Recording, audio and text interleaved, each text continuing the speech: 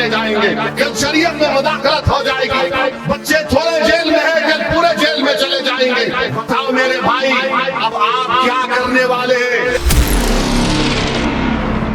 खबरदार, मैं उन दल्लालों से कह रहा हूं जो मुसलमानों की सफों में है, मैं उन चौधरियों से कह रहा हूं जो दिल्ली में बैठकर हमारे इत्तेहाद का सौदा करते हैं। तुमने मेहरौली की मस्जिद को खो दी सेकुलरिज्म के नाम पर। तुम कोई बकरे नहीं है कि जिस हरक के पीछे चलोगे। तुमको शेर बनना है, तुमको कौम की क़ियादत करना है, तुमको मुल्क को लेकर आगे बढ़ना है। ये मदरसे इत्तेहाद मुस्लिमीन का पैगाम है।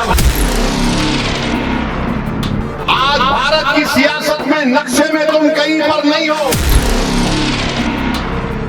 अल्लाह को गला रखकर हाथ उठाना। दोबारा पूछ रहा हूं, वोट लेने वाले बनोगे?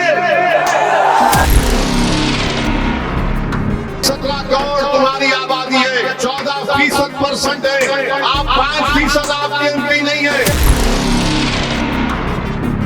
मेरी इस बात को ज़हन नशीन कर लो कि बीजेपी को रोकने की जिम्मेदारी सिर्फ 17 करोड़ मुसलमानों की नहीं है। बीजेपी को रोकने की जिम्मेदारी हर समुदाय के जिम्मेदारों की है, मगर हम ये समझते हैं कि सिर्फ हमारी जिम्मेदारी है। अरे बताओ, आखिर कब तक आप इन्हीं सियासी हरकतों पर अमल करते रहेंगे? बताइए, भारत की पार्लियामेंट में कितने मुसलमान एमपी हैं? 17 करोड़ तुम्हारी आबादी है, 14% है, आप 5% आपके एमपी नहीं है, 5% भी आपके एमपी नहीं है। और आपसे कहा जाता है आकर कि जब अकोला में इलेक्शन होगा तो तुम सेकुलरिज्म को जिंदा रखना।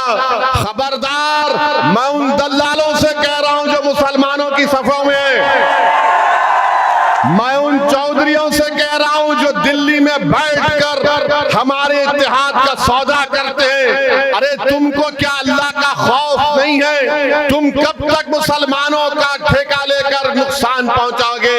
अरे बताओ तुम इन लोगों को कि आज मोदी अगर जीतता है तो मुसलमानों की वजह से नहीं, मोदी अगर जीतता है तो उसने अपने आप को एक बड़ा लीडर बना दिया, हिंदू हृदय सम्राट कहकर वो तमाम मेजॉरिटी कम्युनिटी को एक करने की कोशिश कर रहा है।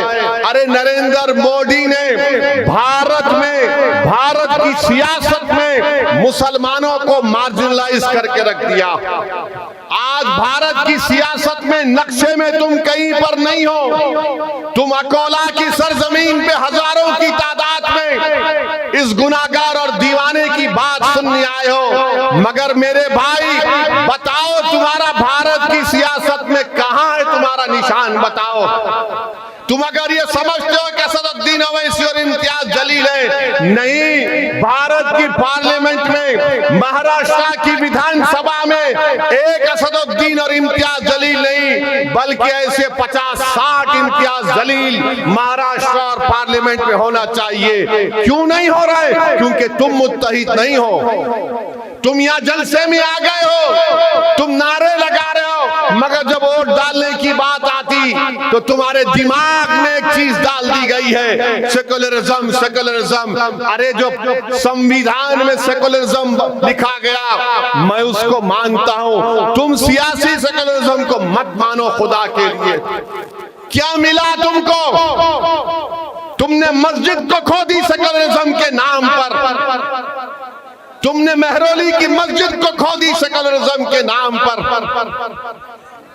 तुम्हारी हमारी शरीयत में मदाखलत की बात हो रही है। मेरे भाई बेदार हो जाओ, सिर्फ वोट डालने वाले मत बनो। तुम कोई बकरे नहीं है कि जिस हर एक के पीछे चलोगे। तुमको शेर बनना है, तुमको कौम की क़ियादत करना है, तुमको मुल्क को लेकर आगे बढ़ना है। ये मदरसे इत्तेहाद मुस्लिमीन का पैगाम है।